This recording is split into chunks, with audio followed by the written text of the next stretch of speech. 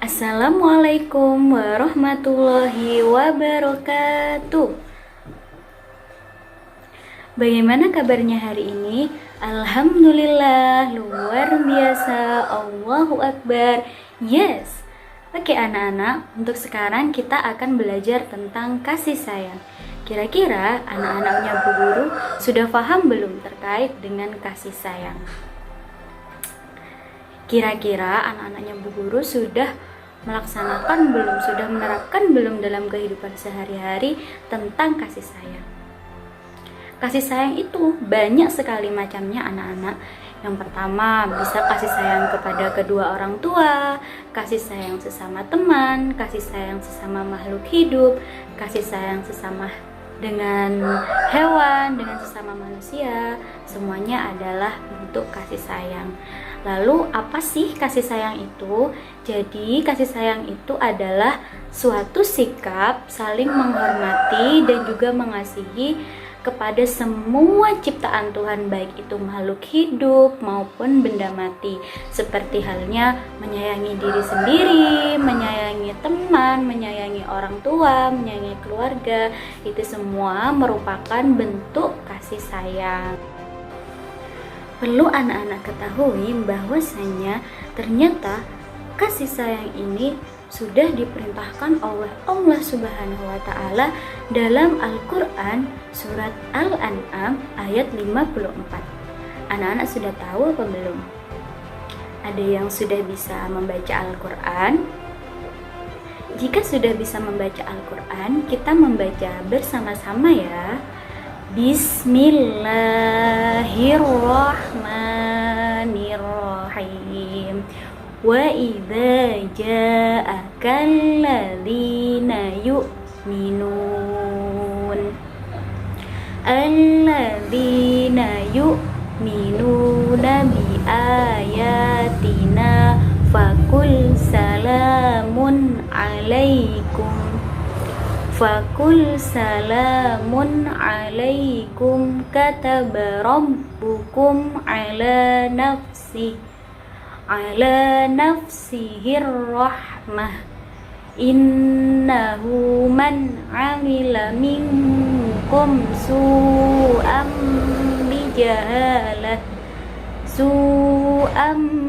bijahalatin summa taba min ba'dihi wa aslah fa innahu ghafurur rahim.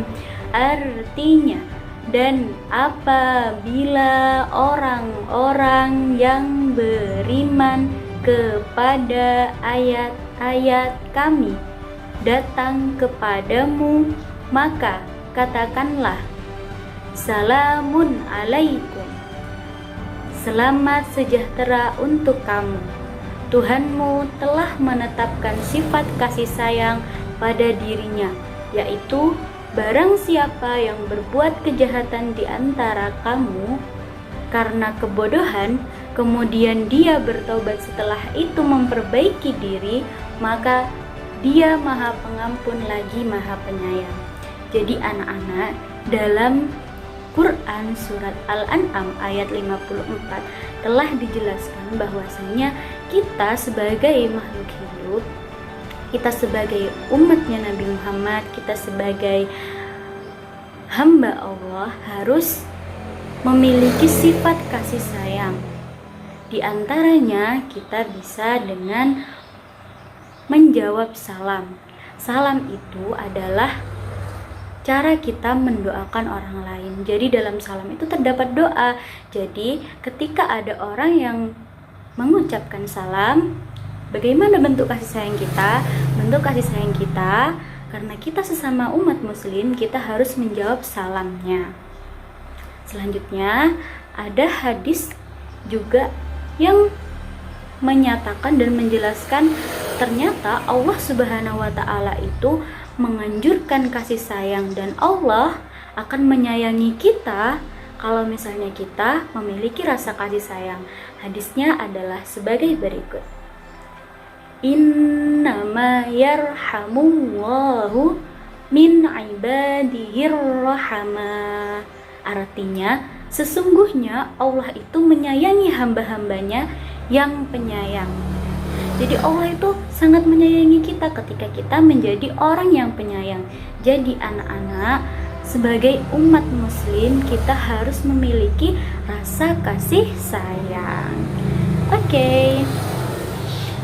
Selanjutnya, apa sih Bu manfaat dari kita memiliki rasa kasih sayang? Ada beberapa manfaat anak-anak.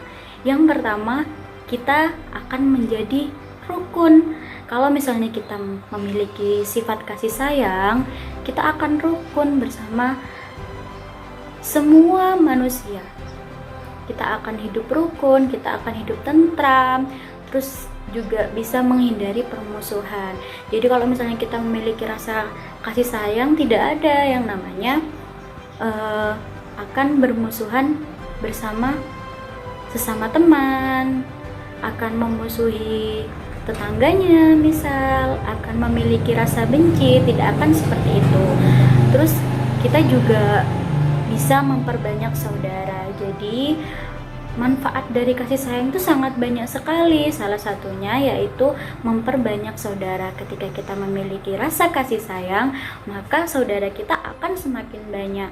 Saudara itu bukan hanya keluarga terdekat kita atau keluarga dari ayah, dari ibu, tapi semua umat muslim, semua umat manusia itu adalah saudara sesama muslim. Terus ternyata anak-anak, selain manfaat-manfaat tersebut, kita juga ada manfaat dalam bidang kesehatan. Jadi di dalam bidang kesehatan juga ada manfaatnya. Manfaatnya yaitu nanti anak-anak tidak akan merasa jenuh, tidak akan merasa bingung, tidak akan merasa pusing, karena anak-anak banyak memiliki saudara, banyak memiliki teman, karena anak-anak memiliki rasa kasih sayang.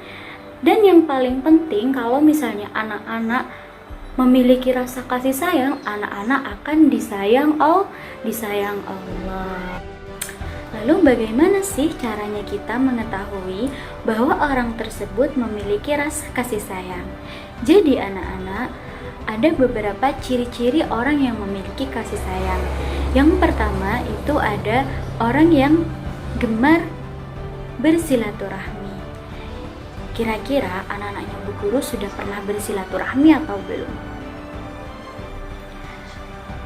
Kira-kira lebaran kemarin anak-anaknya Bu Guru sudah silaturahmi atau belum ya? Kalau belum, mumpung sekarang masih lebaran, anak-anak bisa silaturahmi. Kalau misalnya anak-anak sudah bersilaturahmi, berarti anak-anak sudah memiliki rasa kasih sayang. Yang kedua yaitu orang yang suka menjalin persaudaraan. Seperti tadi, manfaat yang bisa kita dapatkan ketika kita memiliki rasa kasih sayang, kita bisa memiliki banyak saudara. Jadi barang siapa yang selalu mengikat tali persaudaraan, menjalin persaudaraan, berarti anak tersebut memiliki rasa kasih sayang. Yang nomor 3 yaitu lemah lembut dalam bertutur kata. Kalau misalnya anak-anak lemah lembut dalam bertutur kata, berarti anak-anak adalah orang yang memiliki kasih sayang. Dalam berkata lemah lembut, sopan, terhadap yang tua itu menghormati, terhadap sesama saling menyayangi. Terus yang keempat dan yang terakhir itu adalah peduli terhadap sesama. Jadi peduli terhadap sesama itu juga merupakan ciri-ciri orang yang memiliki kasih sayang. Sampai sini anak-anak paham kan?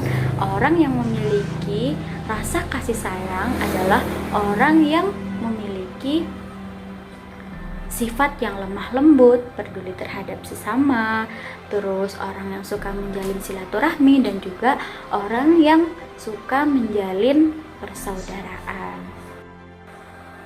Oke anak-anak, dari sini anak-anak paham kan terkait dengan bagaimana orang yang memiliki sifat kasih sayang. Semoga anak-anaknya Bu Guru di rumah bisa memiliki rasa kasih sayang yang sangat besar. Oke, sebelum kita lanjut, kita nyanyi terlebih dahulu ya. Anak-anak tahu lagu Kasih Ibu kan?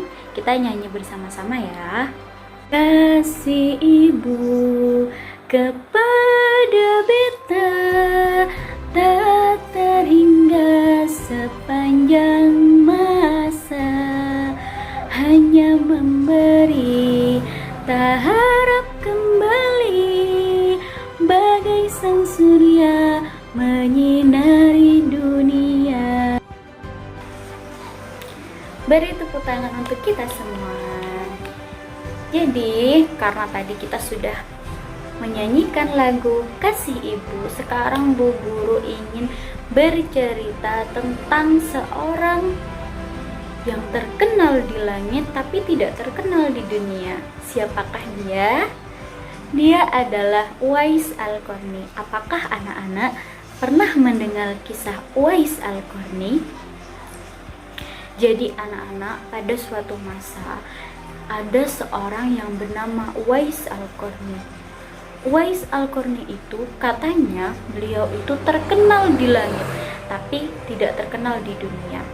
Karena apa? Karena Uwais Al-Qarni itu memiliki penyakit yang dibenci oleh semua orang.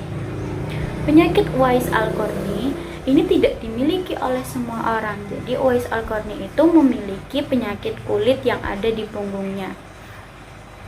Penyakit kulitnya itu berupa bintik-bintik putih yang sangat banyak sekali, sehingga orang-orang itu akan merasa jijik jika melihat Uwais Al-Qarni.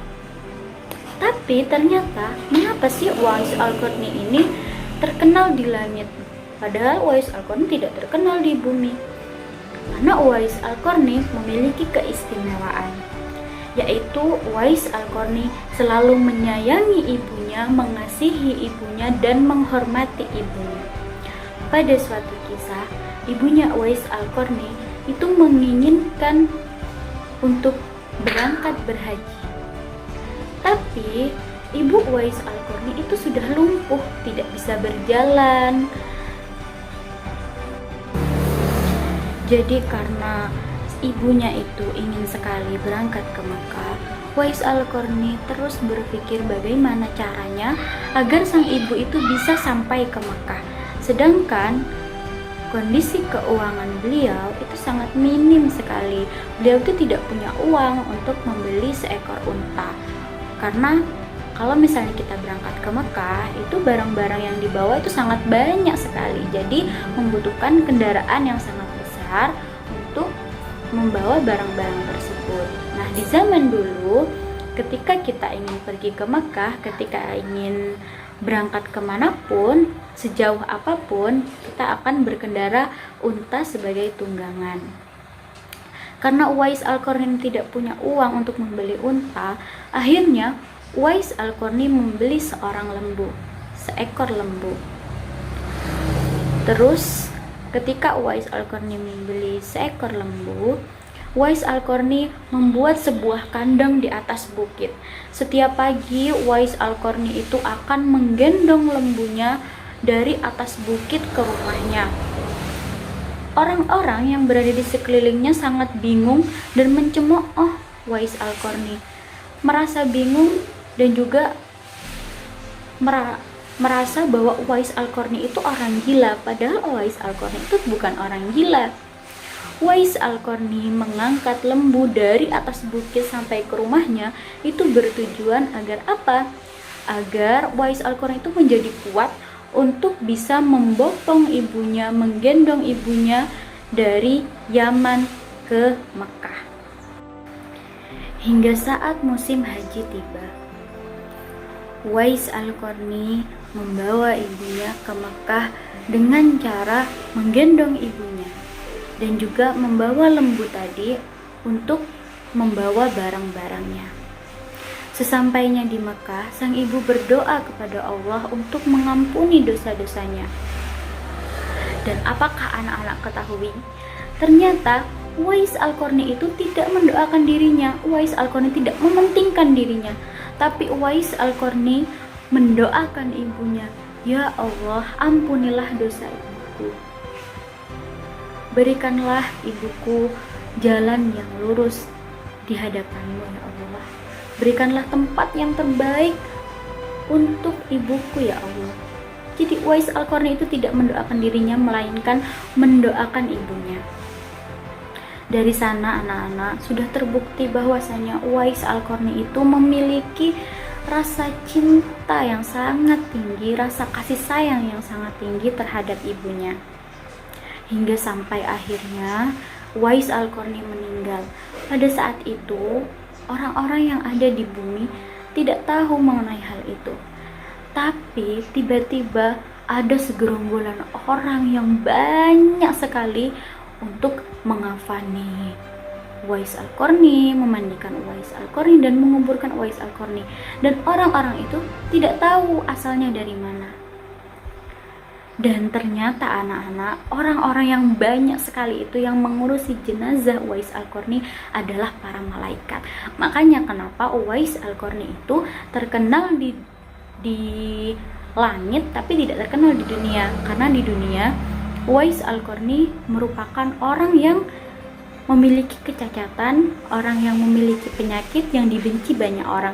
Tapi di langit Uwais Al-Qarni sangat terkenal karena Uwais Al-Qarni sangat cinta, sangat memiliki rasa kasih sayang terhadap ibunya.